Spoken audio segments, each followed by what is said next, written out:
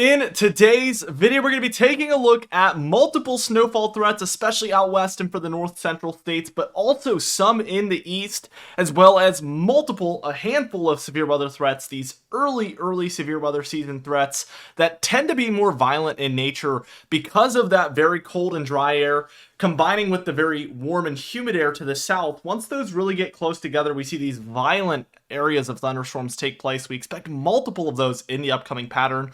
Let's just dive into it. We're taking a look at March 1st, first things first, and we see that there is some snowfall as we have continued storms coming in from the Pacific Ocean onto the west. So we see snowfall for these mountainous areas of the Cascades, Sierra Nevada, and the Northern Rockies. Over the southeast, we do have some thunderstorm and shower activity moving through. So for the southeast, somewhat into the Ohio Valley and the Mid-Atlantic as well, dealing with that on Friday, March 1st. Overnight, that is going to spread further to the north, and as you can see by Saturday afternoon on March 2nd, we see this eastern area is expanding further and further northward, even up to the Canadian border here of New York, Vermont, and New Hampshire.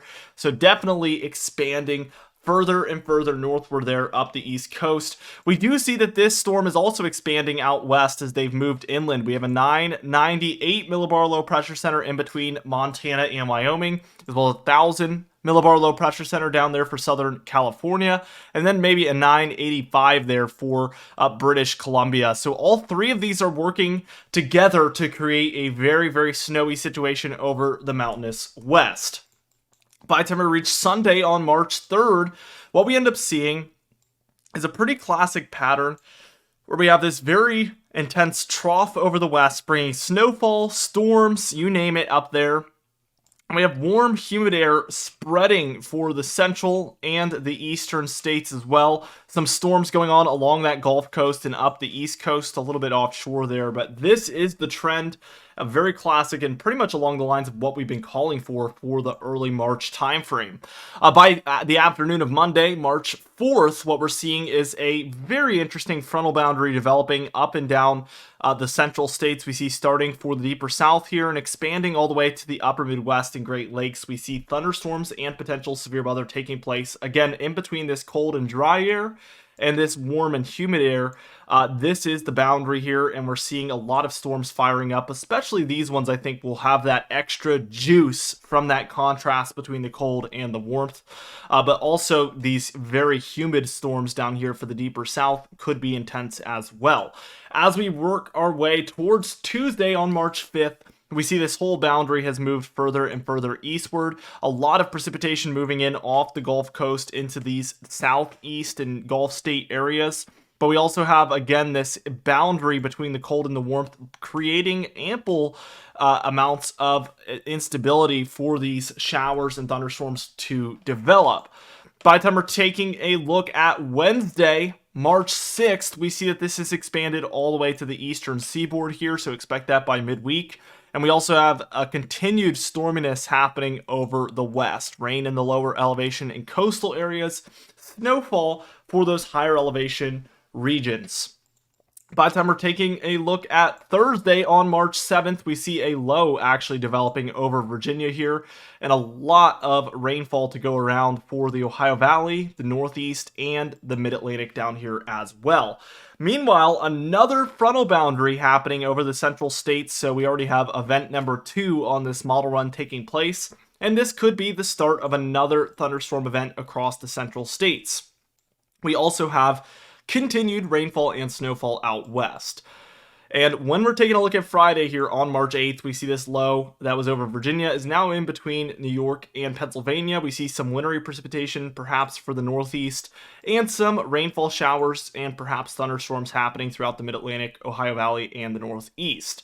We have a low developing over Texas and Oklahoma here, creating a little bit of a warm front boundary, perhaps a cold front boundary underneath, and we would expect the worst thunderstorm potential to be over Texas, Louisiana, Mississippi, Alabama, Florida, and perhaps Arkansas there as well. And then heavier showers, perhaps thunderstorms and snowfall along this warm front area to the north of that low.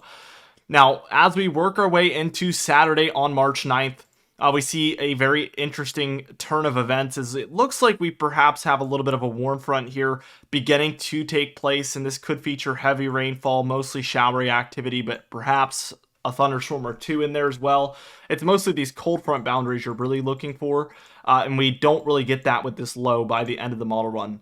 On Sunday, March 10th here, we really don't have a strong signal at a cold front. We really just have some showery activity to the north of that low. Now, the GFS model, we get a little bit more range here. Let's just move through it. We get our first little southeast event there moving up. Our first frontal boundary event here reaches the East Coast, just like the European model. We get another rising southeast storm on this model run, so you'll watch it kind of move up the East Coast just like this. So it does that. Perhaps even a snowstorm here later on. As you can see, this model has been watching this 9th, 10th time frame for some potential northeast snowfall, so we'll be watching that very closely. This is a pretty classic Miller B nor'easter type setup. It moves offshore over the mid-Atlantic and creates this moderate to heavy snowfall event for New England. Take it with a grain of salt. It is later in the year, but certainly not unheard of. We get another kind of southeast storm here. This one's more like a southern slider, and this one moves offshore very far to the south. Maybe some snowfall for the Appalachian Mountain Range. Not even too confident in that, but mostly a rain event here for the southeast. As we keep going, we get another perhaps frontal boundary setting up here by the time we're taking a look at the 15th. That's going to be Friday. We have a 989 millibar low pressure center over Wisconsin. A strong signal at a cold front here, and even a lot of cold air working its way into this. And then we have this warm front set up to the north with a lot of warmth rushing to the north to the east of that low pressure system. So we see something like this setting up, and this would be a violent setup for severe weather across these areas in the Ohio Valley, the deeper south, and perhaps later on the mid-Atlantic, northeast, and southeast here as well. So definitely another big time potential severe weather event moving through.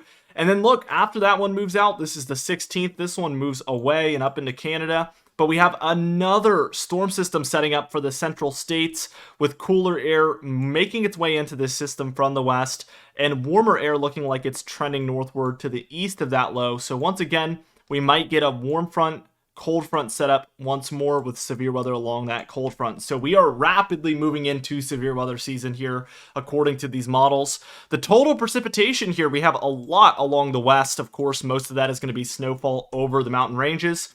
We actually have an uptrend in the amount for the plains as we have multiple major storms rolling through. But the biggest story here is going to be the east, where we have multiple rising storms, multiple cold fronts moving along this area. And this is going to lead towards highly above average thunderstorm activity. But not only that, overall precipitation as well. Total snowfall here, you can see massive amounts across all of the Cascades, Sierra Nevada, and the Rockies here. Tons and tons of snowfall with a huge lack over the east. The GFS model, however, does have the same amount out west, but we do see a little bit here for the northeast with that major snowstorm that it brings offshore right here, and that could be something that we need to watch for that northeast and mid-Atlantic area for around the 10th time frame, as I mentioned. Anyway, guys, that's it for this video. Be sure to subscribe as we do upload every single day. You can even hit the bell icon for daily notifications when we upload so you never miss one. Be sure to like the video if you did enjoy it, leave a comment down below, and I'll see you guys in the next video.